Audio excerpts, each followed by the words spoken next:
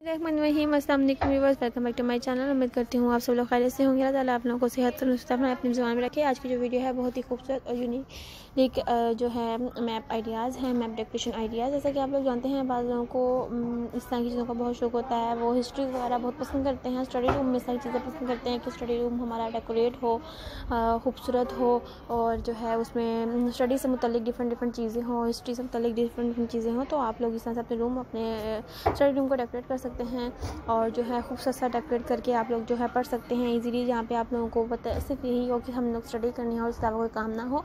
जैसी बात है, हम लोगों के इर्द गिर्द का जो अट्रैक्ट होता है वो भी हमें बहुत ज़्यादा वो अट्रैक्ट नहीं करता है और हम लोग सोचते हैं कि हम लोग सिर्फ स्टडी वगैरह को ही तवज्जो है। तो आप लोग इस तरह अपने रूम में अपने डेकोरेशन कर सकते हैं। बहुत ही खूबसूरत से आइडियाज़ हैं। आई होप कि आप लोगों को आइडियाज़ पसंद आएंगे। तो अगर आप लोगों को मेरे आइडियाज़ पसंद आए तो please like my video, share my video and subscribe my channel and press the bell icon.